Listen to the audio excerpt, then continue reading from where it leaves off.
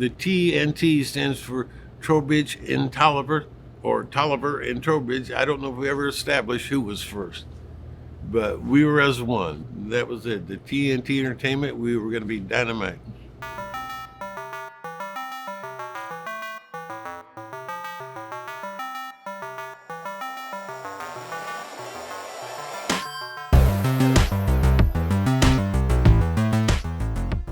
Personally, early 80s was kind of a change in my life. I had, when I got out of high school, I'd worked at a factory, and the factory closed down, and I'd gotten a job at a teenage youth home, and I was working there, and of course I wasn't making as much money as I was before, so I was looking for something to, increase my income. A good friend of mine, Chuck Trowbridge, we actually grew up together. And we've gone through many ideas of businesses and how to make money. And at the time, the Pac-Man craze was just beginning. We had this big idea, starting our own business, but there was operators that was already established when we first got into it. And then there was, new operators too, that like us, that were just trying to get in. We just kind of learned as we went along. And here it is, 40 years later, and I'm still doing it. The business model for coin-operated games traditionally has been that manufacturers build these machines and then they put them in the hands of distributors, what many years ago were referred to as jobbers, and that these distributors will then sell them individually to operators. And so we think about, well, what's an operator? An operator is different things, but they're taking the arcade game and they're either putting it in their arcade space, they're putting it in their family entertainment center, or they're potentially putting it on a street location, right? So it could be you walk into a Woolworths in 1985 and there's an arcade game there, not because Woolworths put it there, but because an operator put it there. And one of the issues that often came up there was that operators could be very territorial, right? So there was always this sort of deal making and trying to get into a space. We knew before we bought a video game, we had to have a place to put it. At the time, again, the industry was booming. We lived in the Fort Wayne area, and all them excellent locations were taken, the truck stops, the bowling alleys, the movie theaters. So we kept looking out further and further from Fort Wayne, and happened upon Columbia City. It's about 25 minutes west of Fort Wayne, and walked into the bowling alley, and they had no video games. They maybe had a couple of these old style mechanical games, and so we talked to the owner, and he was very receptive, said, sure, bring one in. I mean, the standard rent, if you will, of a location was we would give the owner or the proprietor 50% of whatever income the game would take in. So he was all for it, and we were off and running. There were different models for this. Some street operators would buy a game and put it in one location, like a pizza place, a comic shop, even a gas station. Often, if they found a successful location, they may expand that location or go out and look for new locations. Usually it was in the area, but at certain times, particularly in the late 70s and the early 80s, video games were so popular that often street operators needed to actually go out miles and miles to find, maybe it's a campground, maybe it's a gas station on the edge of town.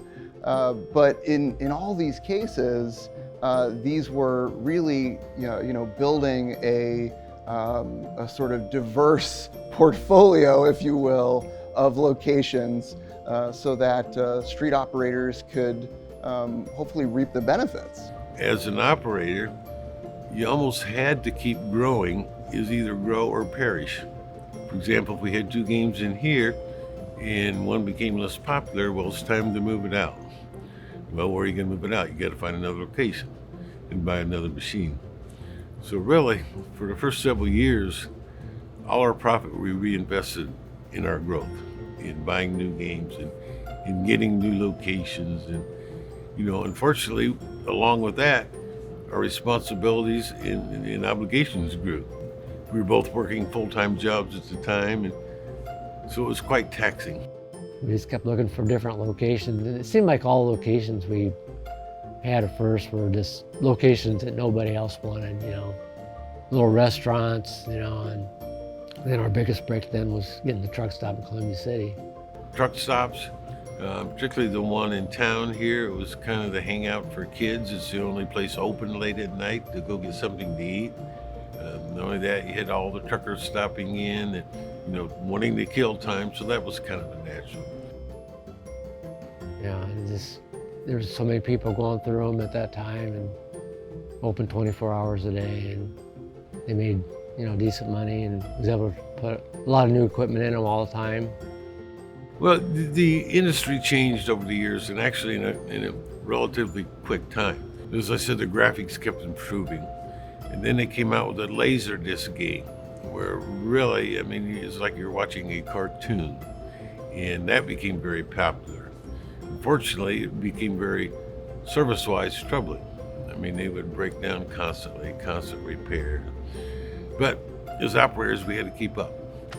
And then along came the redemption games. They called them cranes or claws, where you'd put plush animals in and you'd reach down and grab them. And those became very popular and very profitable, particularly in truck stops, which we did.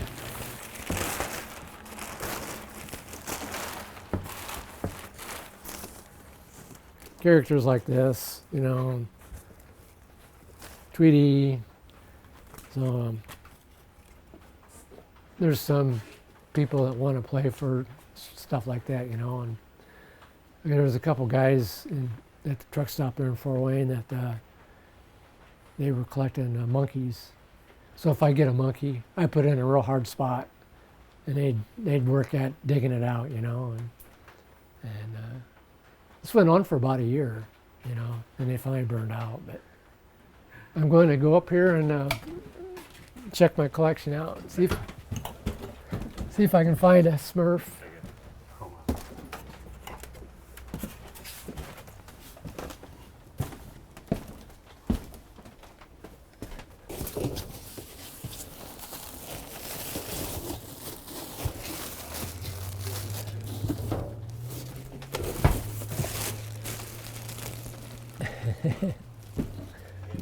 We had the smaller ones we put in there.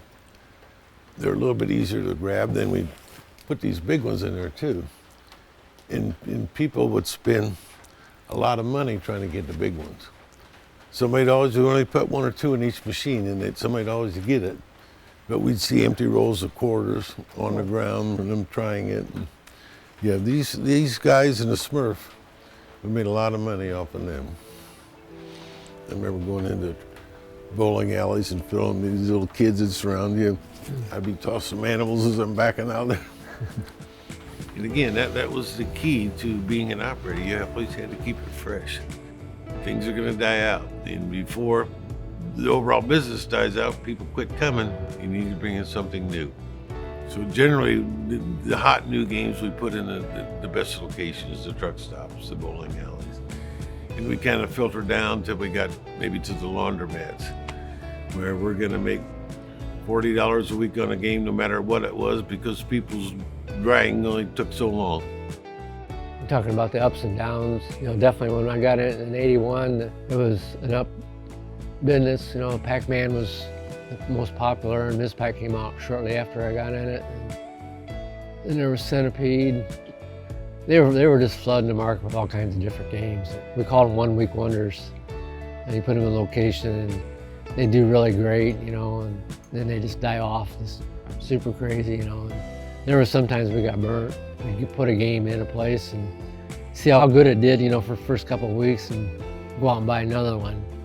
And then, not shortly after that, then the game would die off, and you're stuck with that game. Pac-Man might be on top this month, but next month is Frogger, for example. okay, let's go play Frogger, Chuck, and see, is it a flash in the pan or is it gonna hold?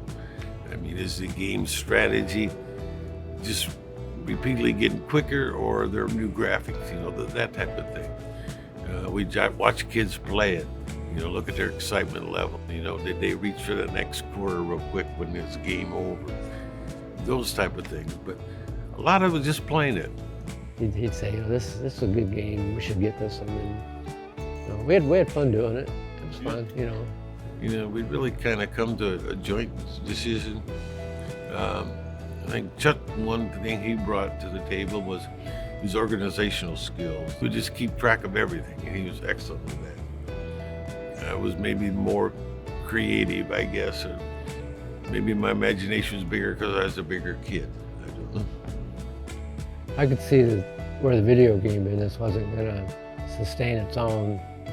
You know, I had to have some other game out there for people to play to keep their interest. And got into these toy machines where you'd win a prize, and they did really well. Anything that gave out a prize, you know, people liked that. So it's kind of a direction we went, or I went with it. You know, Chuck and I started out as business partners in 1981. We started out as friends in 1962, and we worked great together. We get along great. That's not to say that there weren't conflicts. As the business grew, the time requirements grew, the stress grew. I had 2 young children at the time, and I wasn't able or wasn't willing to put the time, increased time in that was needed. So Chuck was doing most of the work, and that wasn't fair. And so at one time, you know, we kind of split off. I became TNT North, he became TNT South. But we still work together. Most importantly, although we dissolved the partnership, the friendship remains 60 years later. You know, we did a lot of stuff together, did Tolliver and Trowbridge. You know, it's how we came up with TNT. It was dynamite.